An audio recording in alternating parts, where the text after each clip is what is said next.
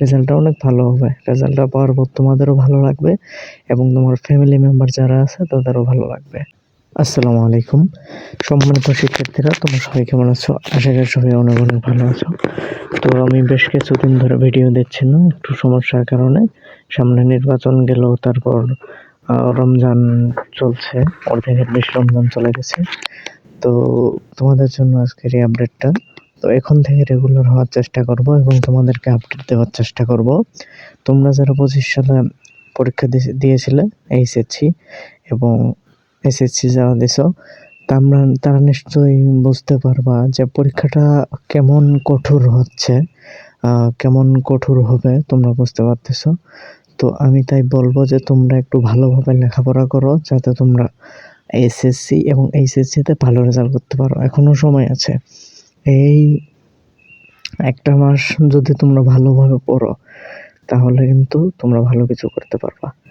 এবং তোমরা রেজাল্টটা ভালো করার জন্য তোমরা যদি সময়টা এখন বেশি ব্যয় করো, তোমরা একটু ভালোভাবে লেখাপড়া করো, তাহলে তোমাদের কিন্তু রেজাল্টটা অনেক ভালো হবে। রেজাল্টটা পাওয়ার পর তোমাদেরও ভালো লাগবে এবং তোমার ফ্যামিলি মেম্বার যারা আছে তাদেরও ভালো লাগবে। তো তাই আমি বলতেছি যে তোমরা ঘোরাফেরা কমিয়ে দিয়ে, ছেলেরা তো অনেকেই তোমাদের তেমনভাবে লেখাপড়া করে না, মেয়েরা একটু মোটামুটি করে, তারা সবসময় ভালো রেজাল্ট করে।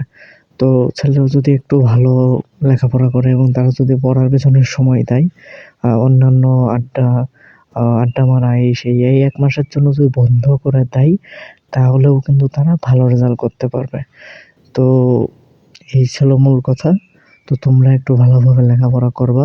শিক্ষামন্ত্রী চেঞ্জ হয়েছে, যারা অন্যান্য কার্যকলাপে ছিল তারাও কিন্তু বদলি হয়েছে।